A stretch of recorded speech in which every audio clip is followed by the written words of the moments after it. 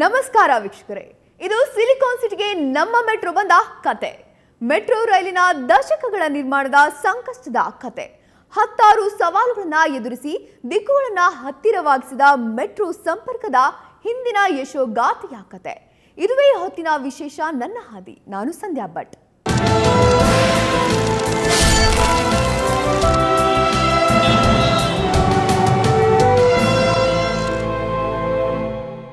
ನಮ್ಮ ಮೆಟ್ರೋ ಬೆಂಗಳೂರಿನ ಟ್ರಾಫಿಕ್ ಸಮಸ್ಯೆಗೆ ಪರಿಹಾರ ರೂಪದಲ್ಲಿ ಬಂದ ಯೋಜನೆ. 10 ವರ್ಷದ ಹಿಂದೆ ಪ್ರಾರಂಭವಾದ ಈ ಯೋಜನೆ ಈಗ ಮೈಲುಗಲ್ಲೊಂದನ್ನು ಸ್ಥಾಪಿಸಲು ತುದಿಗಾಲಲ್ಲಿ ನಿಂತಿದೆ. ಮೊದಲ ಹಂತದ 42 ಕಿಲೋಮೀಟರ್ ಪೂರ್ಣಗೊಂಡಿದೆ. ಇಂದು ಸಂಜೆ ಲೋಕಾರ್ಪಣೆಗೊಳ್ಳಲಿದೆ. ಈ ಮೂಲಕ ಲಕ್ಷ ಮಂದಿಯ ಹಲವು ಕಾಲದ ಕನಸು ಈಡೇರಲಿದೆ. ಹಾಗಾದ್ರೆ ಹೇಗಿತ್ತು 10 ವರ್ಷದ ಮೆಟ್ರೋ ಸಾಗಿ ಬಂದ ಕಲ್ಲು ಮುಳ್ಳಿನ ಹಾದಿ? ಇಲ್ಲಿ ನೋಡಿ ಫುಲ್ ಡೀಟೇಲ್ಸ್.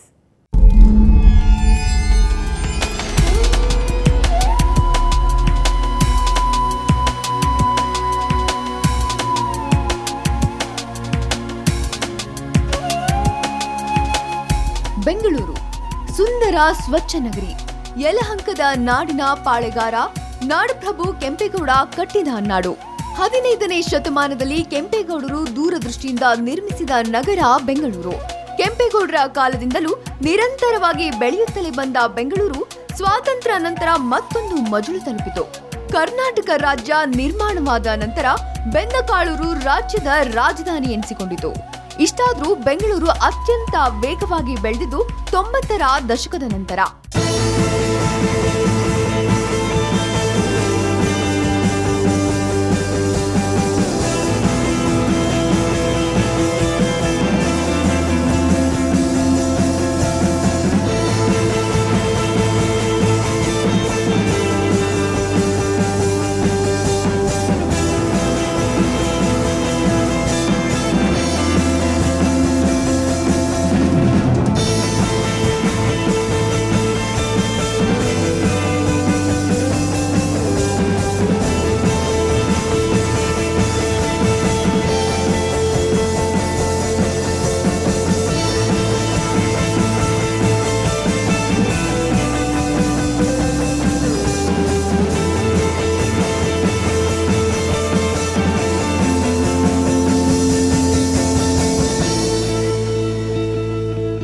ಐಟಿಬಿಟಿ ಕಾಲಿಟ್ಟ ಮೇಲೆ ಈ ನಗರದ ಜನಸಂಖ್ಯೆ ಕೋಟಿ ದಾಟಿತು.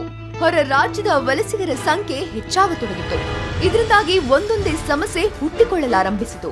ಅದರಲ್ಲಿ ಮುಖ್ಯವಾದ ಮತ್ತು ಅತಿ ದೊಡ್ಡ ಸಮಸ್ಯೆ ಬಿಗ್ ಟ್ರಾಫಿಕ್ ಜಾಮ್.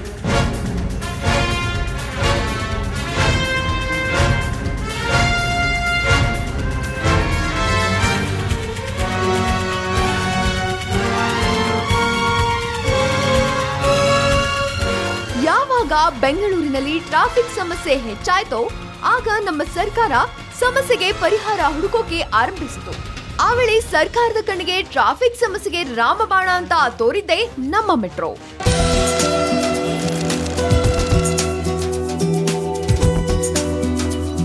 ಅದಾಗ್ಲೇ ರಾಷ್ಟ್ರ ರಾಜಧಾನಿಯಲ್ಲಿ ಟ್ರ್ಯಾಕ್ಗೆ ಇಳಿದಿದ್ದ ಮೆಟ್ರೋ ರೈಲನ್ನ ಉದ್ಯಾನ ನಗರಿಗೆ ತಂದ್ರೆ ಹೇಗೆ ಅನ್ನೋ ಯೋಜನೆ ನಮ್ಮ ಸರ್ಕಾರಕ್ಕೆ ಶುರುವಾಯಿತು. ಕೊನೆಗೂ ಈ ಯೋಜನೆಯು 2006 ಏಪ್ರಿಲ್ 25ರಂದು ಕೇಂದ್ರ ಸಂಪುಟದಲ್ಲಿ ಅನುಮೋದನೆ ಪಡೆಯಿತು. ಅಂತಿಮವಾಗಿ ಅಂದಿನ ಪ್ರಧಾನಿ ಮನಮೋಹನ್ ಸಿಂಗ್ 2006 ಜೂನ್ 24ರಂದು ಈ ಯೋಜನೆಯ ಕಾಮಗಾರಿಗೆ ಚಾಲನೆ ನೀಡಿದ್ರು.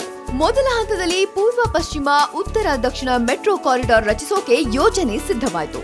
ಬೈಯಪ್ಪನಹಳ್ಳಿಯಿಂದ ನಾಯಂಡನಹಳ್ಳಿವರೆಗೆ, ಯಲ್ಚೇನಹಳ್ಳಿಯಿಂದ ನಾಗಸಂದ್ರವರೆಗಿನ 43 ಕಿಲೋಮೀಟರ್ ಮಾರ್ಗದಲ್ಲಿ ಮೆಟ್ರೋ ಟ್ರ್ಯಾಕಿಗೆ ಇಳಿಸುವ ಯೋಜನೆ ಸಿದ್ಧವಾಯಿತು.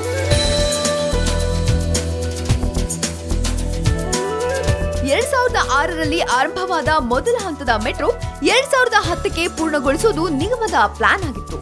ಆದ್ರೆ ಮೆಟ್ರೋ ನಿಗಮ ಅಂದುಕೊಂಡಂತೆ ಯಾವುದೂ ಆಗ್ಲೇ ಇಲ್ಲ. ನಿರ್ಮಾಣ ಕಾಮಗಾರಿಯ ಪ್ರತಿ ಹಂತದಲ್ಲೂ ಒಂದಲ್ಲ ಒಂದು ಸಮಸ್ಯೆ ಎದುರಾಗುತ್ತಲೇ ಹೋಯಿತು. ಈ ಎಲ್ಲಾ ಸಮಸ್ಯೆಗಳ ನಡುವೆ ಕಾಮಗಾರಿ ನಡೆಸಿದ ಮೆಟ್ರೋ ನಿಗಮ ಕೆಲಸ ಆರಂಭಿಸಿದ 5 ವರ್ಷಗಳ ಬಳಿಕ ಮೆಟ್ರೋವನ್ನ ಟ್ರ್ಯಾಕಿಗೆ ಇಳಿಸಲು ಸಫಲವಾಯಿತು. ಮೊದಲ ಬಾರಿಗೆ ಬೈಯಪ್ಪನಹಳ್ಳಿ ಮತ್ತು ಮಹಾತ್ಮ ಗಾಂಧಿ ರಸ್ತೆ ನಡುವಿನ ಮೊದಲ ಹಂತದ ಸಂಚಾರವು ಅಕ್ಟೋಬರ್ 20, 2011ರಂದು ಆರಂಭವಾಯಿತು. ಇದಾಗಿ 3 ವರ್ಷಗಳ ಬಳಿಕ 2014 ಮಾರ್ಚ್ನಲ್ಲಿ ಸಂಪಿಗೆ ರಸ್ತೆ ಮತ್ತು ಪೀಣ್ಯ ಇಂಡಸ್ಟ್ರಿಯಲ್ ಏರಿಯಾ ನಡುವಿನ ಸಂಚಾರ ಆರಂಭವಾಯಿತು.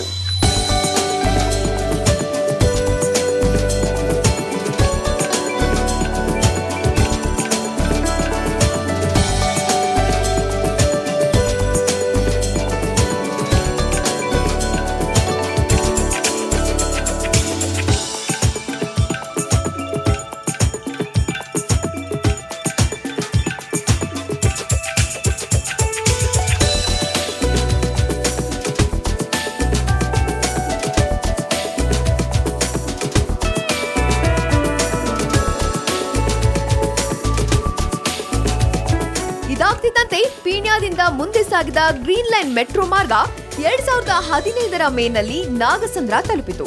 ಅಲ್ಲಿಗೆ ಸಂಪಿಗೆ ರಸ್ತೆಯಿಂದ ನಾಗಸಂದ್ರವರೆಗಿನ ಗ್ರೀನ್ ಲೈನ್ ಮಾರ್ಗ ಕಂಪ್ಲೀಟ್ ಆಯಿತು. ಇದಾದ ನಂತರ 2015ರ ನವೆಂಬರ್ನಲ್ಲಿ ಮಾಗಡಿ ರಸ್ತೆಯಿಂದ ನಾಯಂಡಹಳ್ಳಿ ಜಂಕ್ಷನ್ ವರೆಗಿನ ಮಾರ್ಗ ಜನಸಂಚಾರಕ್ಕೆ ಮುಕ್ತವಾಯಿತು. ಅಲ್ಲಿಗೆ ಮೊದಲ ಹಂತದ ಕಾಮಗಾರಿ ಬಹುತೇಕ ಪೂರ್ಣಗೊಂಡ್ರು ಸಂಪೂರ್ಣವಾಗಿ ಪೂರ್ವ ಪಶ್ಚಿಮ ಮತ್ತು ಉತ್ತರ ದಕ್ಷಿಣ ಕಾರಿಡಾರ್ ಯೋಜನೆ ಮುಗಿದಿರಲಿಲ್ಲ. ಇದಕ್ಕೆ ಕಾರಣವಾಗಿದ್ದು ಕುಂಟುತ್ತಾ ಸಾಗಿದ್ದ ಮೆಟ್ರೋ ಸುರಂಗ ಮಾರ್ಗ.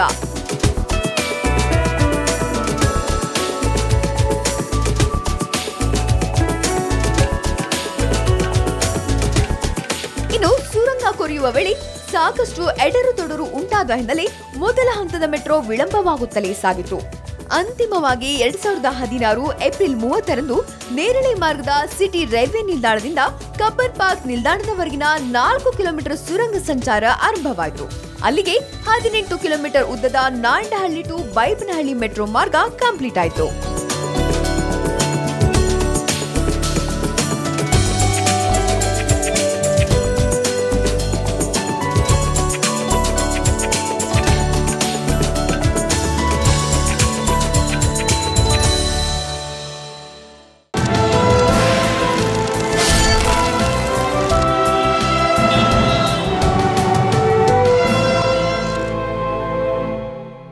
ಎಲಿವೇಟೆಡ್ ಮಾರ್ಗದಲ್ಲಿ ವೇಗವಾಗಿ ಕಾಮಗಾರಿ ಮುಗಿಸಿದ ಮೆಟ್ರೋ ನಿಗಮಕ್ಕೆ ಸುರಂಗ ಮಾರ್ಗ ಅಂದುಕೊಂಡಷ್ಟು ಸುಲಭವಾಗಿರಲಿಲ್ಲ.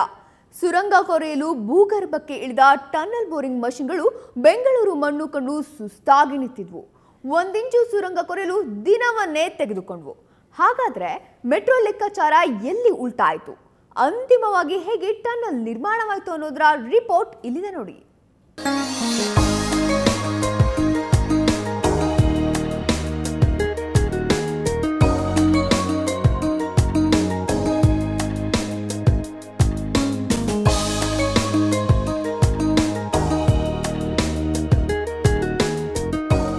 ಮೆಟ್ರೋ ಮೊದಲ ಹಂತದ ಕಾಮಗಾರಿಯಲ್ಲಿ 2 ಸುರಂಗ ಮಾರ್ಗ ನಿರ್ಮಿಸೋಕೆ ಮೆಟ್ರೋ ನಿಗಮ ಪ್ಲಾನ್ ರೂಪಿಸಿತು. ಒಂದು ಮಾಗಡಿ ರಸ್ತೆಯಿಂದ ಕಬ್ಬನ್ ಪಾರ್ಕ್ ವರೆಗೆ, ಮತ್ತೊಂದು ಸಂಪಿಗೆ ರಸ್ತೆಯಿಂದ ಬಸವನಗುಡಿ ನ್ಯಾಷನಲ್ ಕಾಲೇಜು ವರೆಗೆ. 2 ಸುರಂಗ ಮಾರ್ಗದ ಒಟ್ಟು ಉದ್ದ ಸರಿಸುಮಾರು 8 ಕಿಲೋಮೀಟರ್. ಈ ಸುರಂಗ ಕೊರೆಯಲು ಟನಲ್ ಬೋರಿಂಗ್ ಮಷಿನ್ಗಳನ್ನ ನೆಲದಾಳಕ್ಕೆ ಇಳಿಸಲಾಯಿತು. 40 ಅಡಿ ನೆಲದಾಳದಲ್ಲಿ ಮೆಟ್ರೋ ಸುರಂಗ ಕೊರೆಯುವ ವೇಳೆ ಹಲವಾರು ಸಮಸ್ಯೆಗಳು ಒಂದರ ಮೇಲೊಂದರಂತೆ ಎದುರಾಗತೊಡಗಿತು.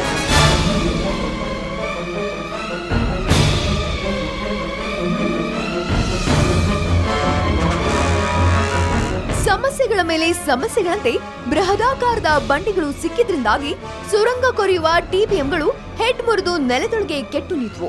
ಒಂದು ಟಿಬಿಎಂ ದಿನಕ್ಕೆ 3 ರಿಂದ 4 ಮೀಟರ್ ಸುರಂಗ ಕೊರೆಯುತ್ತೆ ಅಂತ ಲೆಕ್ಕ ಹಾಕಲಾಗಿತ್ತು. ಆದ್ರೆ ಬಂಡಿಗಳು ಸಿಕ್ಕಿದ್ರಿಂದಾಗಿ ಅರ್ಧ ಮೀಟರ್ ಕೊರೆಯುವಷ್ಟರಲ್ಲಿ ಟಿಬಿಎಂಗಳು ಸುಸ್ತಾಗಿ ನಿಂತವು. ಹೀಗಾಗಿ ಸುರಂಗ ಮಾರ್ಗ ಕುಂಟುತ್ತಾ ಸಾಗಿತು.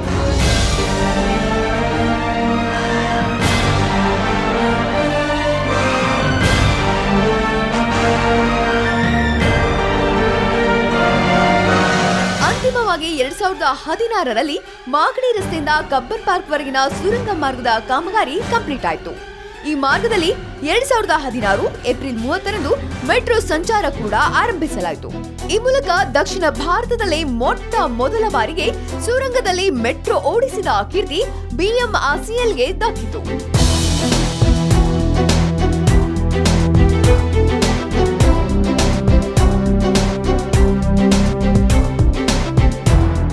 ಆದ್ರೆ ಇತ್ತ ಸಂಪಿಗೆ ರಸ್ತೆಯಿಂದ ನ್ಯಾಷನಲ್ ಕಾಲೇಜುವರೆಗಿನ ಮಾರ್ಗದಲ್ಲಿ ಸುರಂಗ ಕೊಯ್ಯುತ್ತಿದ್ದ ಟಿಬಿಎಂಗಳಿಗೆ ಚಾಲೆಂಜ್ಗಳ ಮೇಲೆ ಚಾಲೆಂಜ್ ಎದುರಾಗತೊಡಗಿತು. ಹೀಗಾಗಿ ಈ ಭಾಗದಲ್ಲಿ 3 ತಿಂಗಳ ಕಾಲ ಕಾಮಗಾರಿ ವಿಳಂಬವಾಯಿತು. ಎಲ್ಲಾ ಅಡೆತಡೆಗಳನ್ನು ದಾಟಿ ಅಂತಿಮವಾಗಿ ಮಾರ್ಚ್ 31ರಂದು ನ್ಯಾಷನಲ್ ಕಾಲೇಜು ಮತ್ತು ಸಂಪಿಗೆ ರಸ್ತೆ ನಡುವಿನ ಮಾರ್ಗದಲ್ಲಿ ಮೆಟ್ರೋ ಟ್ರಯಲ್ ರನ್ ಆರಂಭವಾಯಿತು.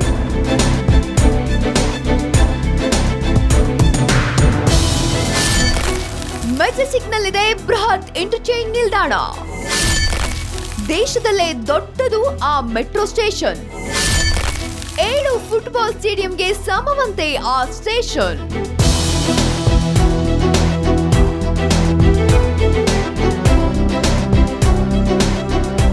ಉತ್ತರ ದಕ್ಷಿಣ ಮತ್ತು ಪೂರ್ವ ಪಶ್ಚಿಮ ಕಾರಿಡಾರ್ನ ಮಾರ್ಗಗಳು ಬಂದು ಸೇರುವ ಪ್ರದೇಶದಲ್ಲಿ ಇಂಟರ್ಚೇಂಜ್ ನಿಲ್ದಾಣ ನಿರ್ಮಿಸಲು BMRCL ನಿರ್ಧರಿಸಿತ್ತು. ಇದಕ್ಕಾಗಿ ಮೆಜೆಸ್ಟಿಕ್ ಜಾಗವನ್ನೇ ಆಯ್ಕೆ ಮಾಡಿಕೊಳ್ಳಲಾಗಿತ್ತು.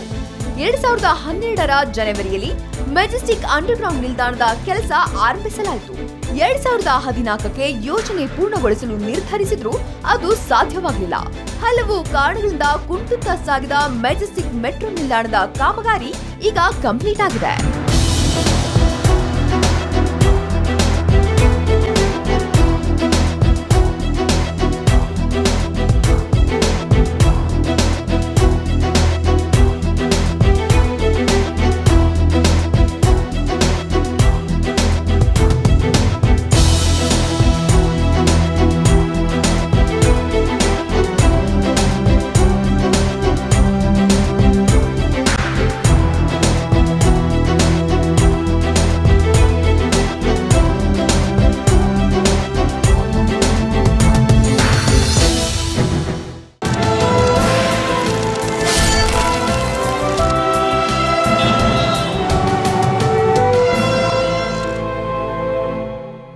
ಬೆಂಗಳೂರಿನ 4 ಮೂಲೆಗಳನ್ನ ಬೇಗ ತಲುಪುವಂತೆ ಮಾಡಲೆಂದೇ ಮೆಟ್ರೋ ಮೊದಲ ಹಂತ ರೂಪಿಸಲಾಯಿತು.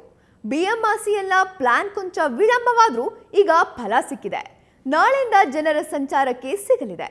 ಈ ಮೆಟ್ರೋ ಟ್ರ್ಯಾಕ್ಗೆ ಇಳಿಯುತ್ತಿದ್ದಂತೆ ಅದೆಷ್ಟೋ ಮಂದಿಯ ಟ್ರಾಫಿಕ್ ಸಮಸ್ಯೆಗೆ ಬ್ರೇಕ್ ಬೀಳಲಿದೆ.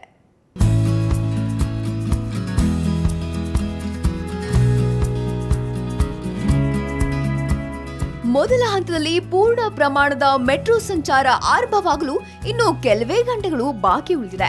ಮೆಟ್ರೋ ಕಾಮಗಾರಿ ಪ್ರಾರಂಭಿಸಿದ 11 ವರ್ಷಗಳ ಬಳಿಕ ಮೆಟ್ರೋ ಮೊದಲ ಹಂತ ಸಂಪೂರ್ಣಗೊಳ್ಳುತ್ತಿದೆ.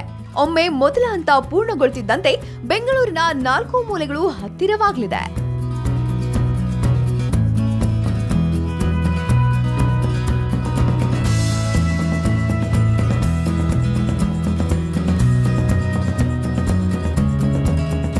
ಮೊದಲ ಹಂತದ ಮಾರ್ಗಗಳ ಒಟ್ಟು ಉದ್ದ 42.3 ಕಿಲೋಮೀಟರ್. ಇದರಲ್ಲಿ ಎಲಿವೇಟೆಡ್ ಮಾರ್ಗದ ಉದ್ದ 33.42 ಕಿಲೋಮೀಟರ್, ಸುರಂಗ ಮಾರ್ಗದ ಉದ್ದ 8.8 ಕಿಲೋಮೀಟರ್. ಇನ್ನು ನಾಗಸಂದ್ರದಿಂದ ಯಲಚೇನಹಳ್ಳಿವರೆಗಿನ ಮಾರ್ಗದಲ್ಲಿ ಒಟ್ಟು 25 ನಿಲ್ದಾಣಗಳಿವೆ. ಇದರಲ್ಲಿ ಮೆಜೆಸ್ಟಿಕ್ ಸೇರಿದಂತೆ 3 ಸುರಂಗ ನಿಲ್ದಾಣಗಳಿದ್ದು ಉಳಿದವು ಎತ್ತರಿಸಿದ ನಿಲ್ದಾಣಗಳಾಗಿ ರೂಪುಗೊಂಡಿವೆ.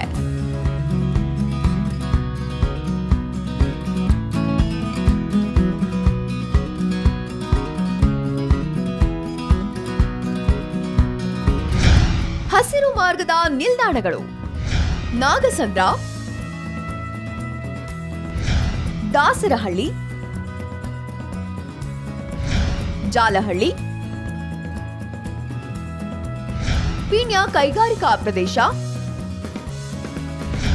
ಪೀಣ್ಯ, ಯಶವಂತಪುರ ಕೈಗಾರಿಕಾ ಪ್ರದೇಶ, Yeshwanthpur, sandal soap factory,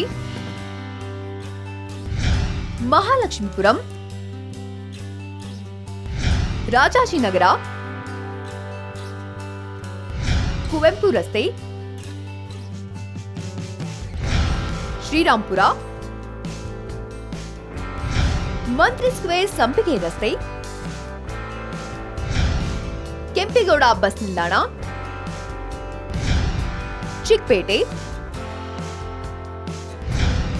Krishnarajendra ಮಾರುಕಟ್ಟೆ, ನ್ಯಾಷನಲ್ ಕಾಲೇಜ್ ರಸ್ತೆ, Lalbagh, south end circle, Jayanagar, ರಾಷ್ಟ್ರೀಯ ವಿದ್ಯಾಲಯ ರಸ್ತೆ, ಬನಶಂಕರಿ, ಜಯಪ್ರಕಾಶ್ ನಗರ, ಯಲಚೇನಹಳ್ಳಿ. ಅಂದುಕೊಂಡ ವೆಚ್ಚವೇ ಒಂದು, ತಗಲಿದ್ದು ಮತ್ತೊಂದು. 3 ಪಟ್ಟು ಹೆಚ್ಚಾಯಿತು ಯೋಜನಾ ವೆಚ್ಚ.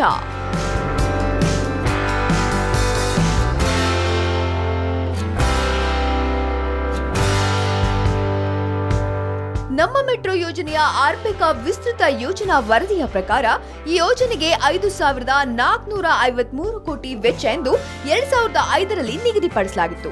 ಯೋಜನೆ ಪೂರ್ಣಗೊಳ್ಳುವ ವೇಳೆಗೆ ಹೆಚ್ಚಂದ್ರೆ 6,395 ಕೋಟಿಗೆ ಹೆಚ್ಚಬಹುದು ಅಂತ ಅಂದಾಜು ಮಾಡಲಾಗಿತ್ತು. ಬಳಿಕ ಕಾಮಗಾರಿ ವಿಳಂಬವಾಗ್ತಿದ್ದಂತೆ ಯೋಜನಾ ವೆಚ್ಚವನ್ನ 11,609 ಕೋಟಿಗೆ ಪರಿಷ್ಕರಿಸಲಾಗಿತ್ತು. ಈ ವೆಚ್ಚಕ್ಕೂ ಮುಗಿಸುವಲ್ಲಿ ಮೆಟ್ರೋ ನಿಗಮ ವಿಫಲವಾಯಿತು. ಸದ್ಯ ಈಗ ಎಲ್ಲಾ ಮುಗಿದಿದ್ದು ಮೊದಲ ಹಂತದ ಮೆಟ್ರೋಗೆ ಬರೋಬ್ಬರಿ 13,742 ಕೋಟಿ ವ್ಯಯಿಸಲಾಗಿದೆ. ಅಲ್ಲಿಗೆ ಮೊದಲು ಯೋಜಿಸಿದ ವೆಚ್ಚಕ್ಕಿಂತ 3 ಪಟ್ಟು ಹೆಚ್ಚಾದಂತಾಗಿದೆ.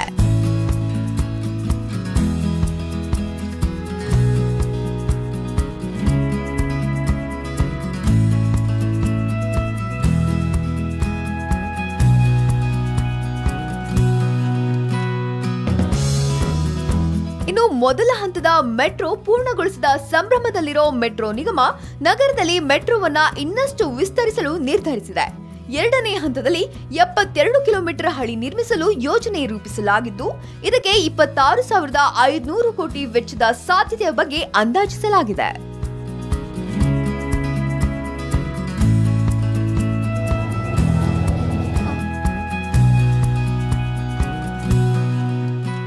ದೆಹಲಿ ಮೆಟ್ರೋ ನಂತರ ಭಾರತದ ಎರಡನೇ ಅತಿ ದೊಡ್ಡ ಮೆಟ್ರೋ ಎಂಬ ಹೆಗ್ಗಳಿಕೆಗೆ ನಮ್ಮ ಮೆಟ್ರೋ ಪಾತ್ರವಾಗಿದೆ. ವಿಶ್ವದಲ್ಲಿ ನಮ್ಮ ಮೆಟ್ರೋದ ಸ್ಥಾನ 99ನೇ ಸ್ಥಾನವನ್ನ ಪಡೆದಿದೆ.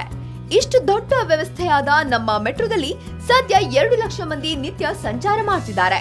ಹಸಿರು ಮಾರ್ಗ ಕಂಪ್ಲೀಟ್ ಆಗ್ತಿದ್ದಂತೆ ಈ ಸಂಖ್ಯೆ 5ರಿಂದ 6 ಲಕ್ಷ ಆಗೋ ನಿರೀಕ್ಷೆ ಇದೆ. ಹೀಗಾಗಿ 3 ಬೋಗಿಗಳಿರೋ ಮೆಟ್ರೋ ಟ್ರೈನ್ಗಳನ್ನ 6 ಬೋಗಿಗೆ ಏರಿಸಲು ನಿರ್ಧರಿಸಲಾಗಿದೆ. ಬೆಂಗಳೂರಿನಿಂದ ಮುತ್ತಪ್ಪ ಲಮಾಣಿ, ಸುವರ್ಣ ನ್ಯೂಸ್.